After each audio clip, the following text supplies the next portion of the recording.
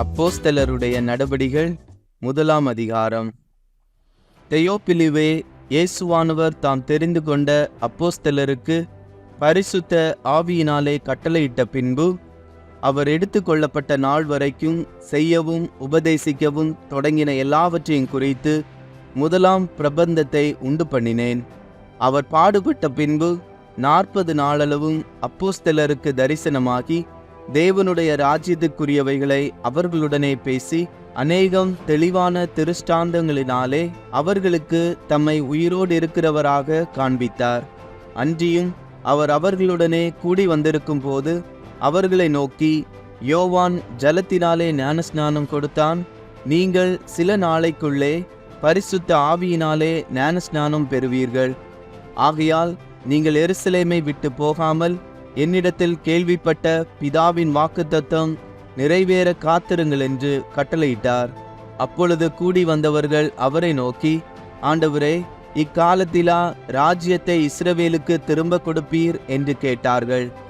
அதற்கு அவர், பிதாவானவர் தம்முடைய ஆதீனத்திலே வைத்திருக்கிற காலங்களையும் வேளைகளையும் அறிகிறது உங்களுக்கு அடுத்ததல்ல. பரிசுத்த ஆவி உங்களிடத்தில் வரும்போது நீங்கள் பலனடைந்து எருசலேமிலும் யூதேயா முழுவதிலும் சமாரியாவிலும் பூமியின் கடைசி பரியந்தமும் எனக்கு சாட்சிகளாய் இருப்பீர்கள் என்றார். இவைகளை அவர் சொன்ன பின்பு அவர்கள் பார்த்து கொண்டிருக்கையில் உயர எடுத்து கொள்ளப்பட்டார். அவர்கள் கண்களுக்கு மறைவாக ஒரு மேகம் அவரை எடுத்துக்கொண்டது.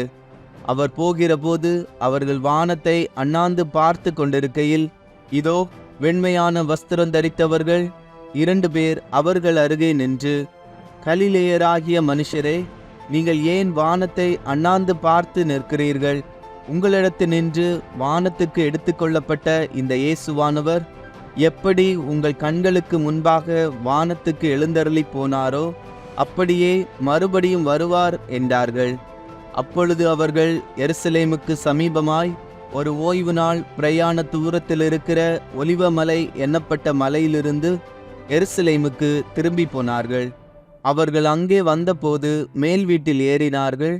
அதில் பேதுருவும் யாக்கோபும் யோவானும் அந்திரேயாவும் பிலிப்பும் தோமாவும் பர்த்தலோமேயும் மத்தேயும் அல்பேயுவின் குமாரனாகிய யாக்கோபும் செலோத்தே எண்ணப்பட்ட சீமோனும் யாக்கோபின் சகோதரனாகிய யூதாவும் தங்கியிருந்தார்கள்.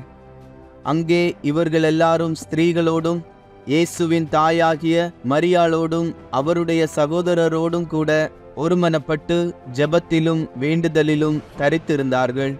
அந்நாட்களில் சீஷர்களில் ஏறக்குறைய 120 பேர் கூடியிருந்த போது அவர்கள் நடுவிலே பேதுரு எழுந்து நின்று, சகோதரரே, இயேசுவை பிடித்தவர்களுக்கு வழிகாட்டின யூதாசை குறித்து பரிசுத்த ஆவி தாவீதின் வாக்கினால் முன் சொன்ன வேத வாக்கியம் நிறைவேற வேண்டியதாயிருந்தது. அவன் எங்களில் ஒருவனாக எண்ணப்பட்டு இந்த ஊழியத்திலே பங்கு பெற்றவனாயிருந்தான். அநீதத்தின் கூலியினால் அவன் ஒரு நிலத்தை சம்பாதித்து தலை கீழாக விழுந்தான். அவன் வயிறு வெடித்து குடல்களெல்லாம் சரிந்து போயிற்று. இது எருசலேமில் உள்ள குடிகள் யாவருக்கும் தெரிந்திருக்கிறது. அதனாலே அந்த நிலம் அவர்களுடைய பாஷையிலே இரத்த நிலம் என்று அர்த்தங்கொள்ளும் அக்கெல் தமா எண்ணப்பட்டிருக்கிறது. சங்கீத புஸ்தகத்திலே அவனுடைய வாசஸ்தலம் பாழாக கடவது, ஒருவனும் அதில் வாசம் பண்ணாதிருப்பானாக என்றும் அவனுடைய கண்காணிப்பை வேறொருவன் பெறக்கடவன் என்றும் எழுதியிருக்கிறது. ஆதலால் யோவான் ஞானஸ்நானம் கொடுத்த நாள் முதற்கொண்டு கர்த்தராகிய இயேசுவானவர் நம்மிடத்திலிருந்து உயர எடுத்து கொள்ளப்பட்ட நாள் வரைக்கும் அவர் நம்மிடத்தில் சஞ்சரித்திருந்த காலங்களிலெல்லாம் எங்களுடனே கூட இருந்த மனுஷர்களில் ஒருவன் அவர் உயிரோடு எழுந்ததை குறித்து எங்களுடனே கூட சாட்சியாக ஏற்படுத்தப்பட வேண்டும் என்றான். அப்பொழுது அவர்கள் யுஸ்து என்னும் மறுநாமமுள்ள பர்சபா எண்ணப்பட்ட யோசேப்பும் மத்தியாவும் ஆகிய 2 பேரையும் நிறுத்தி, எல்லாருடைய இருதயங்களையும் அறிந்திருக்கிற கர்த்தாவே, யூதாஸ் என்பவன் தனக்குரிய இடத்துக்கு போகும்படி இழந்து போன இந்த ஊழியத்திலும் இந்த அப்போஸ்தல பட்டத்திலும் பங்கு பெறுவதற்காக 2 பேரில் தேவரீர் தெரிந்து கொண்டவனை எங்களுக்கு காண்பித்தருளும் என்று ஜெபம் பண்ணி பின்பு அவர்களை குறித்து சீட்டு போட்டார்கள். சீட்டு மத்தியாவின் பேருக்கு விழுந்தது. அப்பொழுது அவன், 11 அப்போஸ்தலருடனே சேர்த்து கொள்ளப்பட்டான்.